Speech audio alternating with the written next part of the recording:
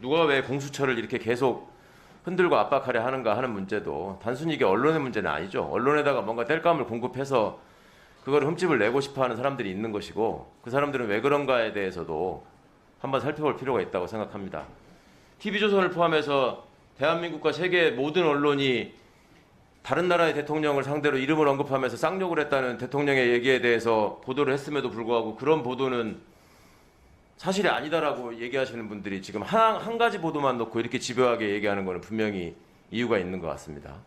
제가 보기에 지금 이번 정부에서 공수처의 역할이나 기능이 특별히 더 주목을 받을 것입니다. 살아있는 권력에 대한 수사가 과연 가능한 것인가, 그것을 계속 언급하면서 그걸 정치적 자산으로 해가지고 집권을 한 세력이 있고, 그 사람의 최측근, 그 사람의 친구, 여기가 법무부 법제처를 장악해가지고 실질적 법치주의를 무너뜨리고 있는 상황이라고 저는 봅니다.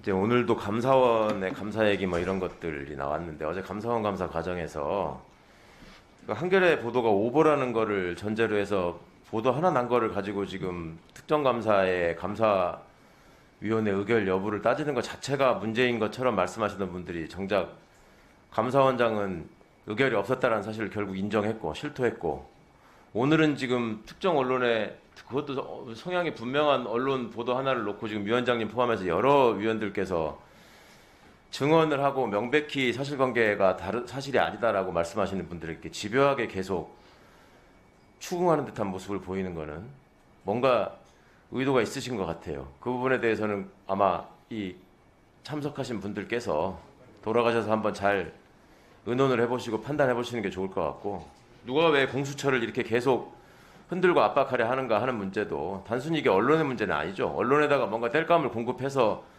그걸 흠집을 내고 싶어하는 사람들이 있는 것이고, 그 사람들은 왜 그런가에 대해서도 한번 살펴볼 필요가 있다고 생각합니다.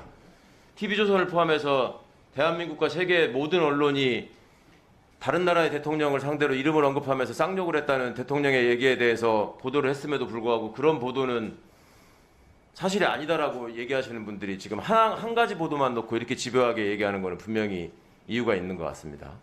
제가 보기에 지금 이번 정부에서 공수처의 역할이나 기능이 특별히 더 주목을 받을 것입니다. 살아있는 권력에 대한 수사가 과연 가능한 것인가, 그것을 계속 언급하면서 그걸 정치적 자산으로 해가지고 집권을 한 세력이 있고, 그 사람의 최측근, 그 사람의 친구, 여기가 법무부 법제처를 장악해가지고 실질적 법치주의를 무너뜨리고 있는 상황이라고 저는 봅니다.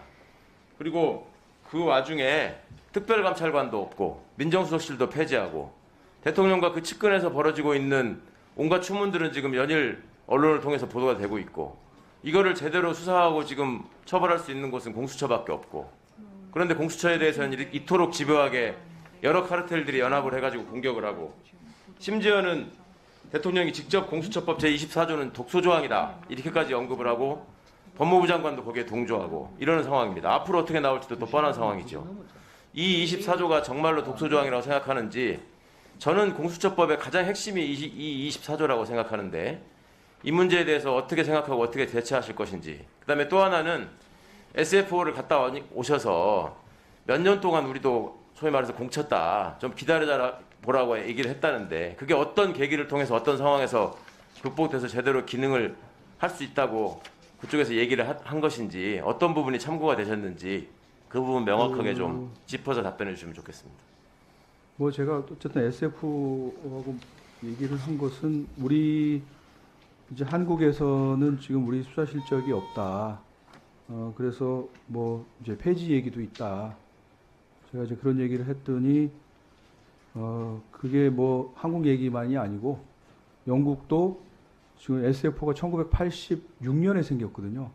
근데 몇 년 전에 테레사 메이 그 여자 총리일 때 그 SF를 없애려고 했다고.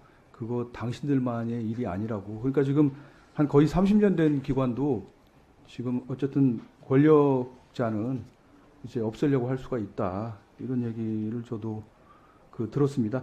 24조는 사실은 공수처 제도하고 완전히 결부되어 있는 제도라고 생각합니다. 지금 24조가 원래 법무감찰개혁위원회 원안, 2017년 9월 18일 날 나오는 원안은 공수처장이 적절하다고 판단하는 때에는 다른 수사기관에 사건의 이첩을 요구할 수 있다. 이 경우 다른 수사기관은 압수수색을 뭐 영장 청구했다는 뭐 등 특별한 사정이 없는 한 이에 응하여야 된다. 이렇게 돼 있었습니다.